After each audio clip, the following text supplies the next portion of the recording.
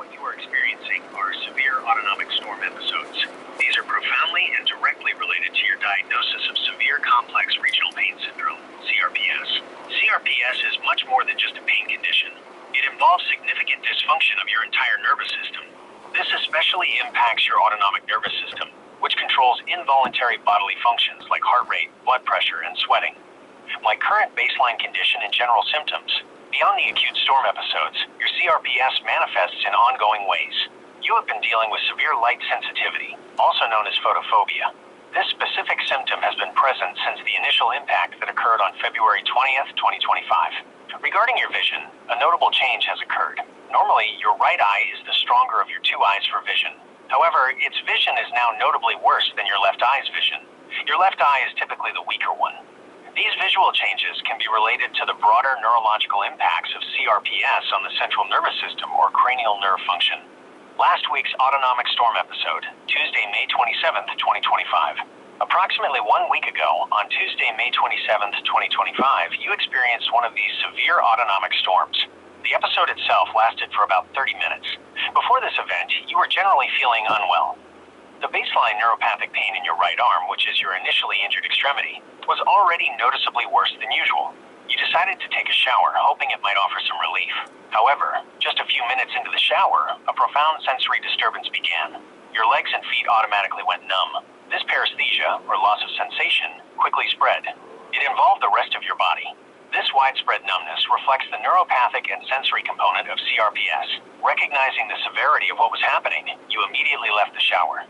You carefully moved to your bedroom. Due to a sudden and significant drop in your blood pressure or hypotension, you strategically lay supine on the floor. You elevated your lower extremities. This action was taken to help restore proper blood flow back to your heart. This rapid onset of hypotension is a clear sign of autonomic dysregulation. During those 30 minutes, you suffered intense, generalized tremors. These presented as full-body convulsions. These involuntary movements are indicative of the motor dysfunction and chaotic neural signaling that can occur during a severe CRPS-related autonomic storm. You also felt a profound sensation of hypothermia. It was like you were freezing, despite the actual room temperature. This extreme temperature dysregulation is a hallmark of CRPS's impact on the vasomotor and pseudomotor systems. You developed acute abdominal pain, which shows that the autonomic dysfunction can affect visceral organs like the gastrointestinal tract. An overwhelming fatigue was present throughout this period. You had to consciously fight to keep your eyes open. You struggled intensely to avoid losing consciousness completely. This profound exhaustion and struggle with awareness are direct consequences of the body being overwhelmed by the autonomic storm. Today's autonomic storm episode, Sunday, June 1st, 2025. Today, Sunday, June 1st, 2025, the situation was more complex. It involved an initial phase of symptoms. Then, there was a severe exacerbation, triggered by an environmental exposure. Your symptoms initially began around 7:30 a.m. Mountain Daylight Saving Time. This was upon waking. You had a severe headache, cephalalgia, and neck pain, cervicalgia. The baseline pain in your right arm was also severely increased. These are all consistent with a CRPS pain flare. You applied a transdermal analgesic patch. However, due to extreme lethargy, you fell back asleep. You remained asleep until approximately 11 a.m. Mountain Daylight Saving Time. After waking, a neighbor called. Her husband needed urgent transport to the hospital due to a laceration. No one else was available to take him. You were feeling profoundly tired. Your right arm was hurting significantly. You also felt lightheaded, pre-syncope. Still, you agreed to help as you hadn't been out of the house for several days. As you went downstairs to your truck, you were exposed to direct sunlight. This particular exposure lasted for only 7 minutes. This brief sun exposure immediately triggered a severe sympathetic surge. This highlights your extreme sensitivity to environmental stimuli, which is characteristic of CRPS. Upon returning indoors, you experienced profound ambulation difficulty. You could barely walk.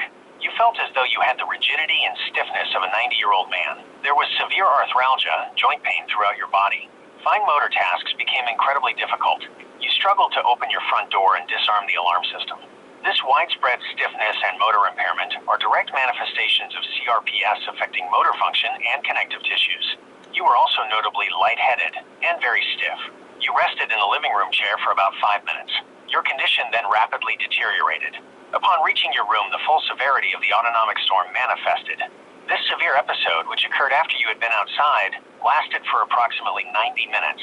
In the room, you began to experience an instant and profuse sweat. It immediately soaked your shirt. This rapid and excessive sweating is a clear sign of pseudomotor dysfunction. You also perceived a significant bradycardia, meaning your heart rate was dangerously slowing down. Oral rehydration with water did not provide relief. You started feeling increasingly faint. This compelled you to lie supine on the floor. Recalling last week's experience, you again elevated your lower extremities. However, this time, you were dealing with a profound sensation of extreme heat, not cold. This fluctuating temperature perception demonstrates the severe and unpredictable vasomotor dysregulation in CRPS. To manage this, you used a frozen bottle of water. You placed it on your chest. Then, you moved it to the top of your head for cooling. During this critical 90-minute phase, you experienced intermittent loss of consciousness. You were slipping in and out of awareness. This indicates a severe impact on cerebral blood flow due to the autonomic instability. Your right arm developed autonomous convulsive movements. It was acutely painful. These involuntary movements are another direct manifestation of CRPS motor dysfunction in the affected limb. You were intensely aware of your profoundly low heart rate. You feared that if you lost consciousness completely, you might not regain it. This awareness underscores the severity of the cardiovascular collapse you were experiencing. As a self-preservation measure, you vocally commanded your phone to play inspirational music. You made a conscious effort to focus intently on that music. You also actively thought about good memories.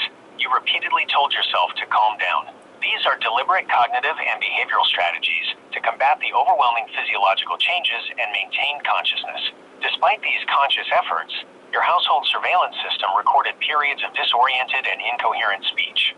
This aphasia or dysphagia indicated an altered mental status throughout that 90-minute period in your room.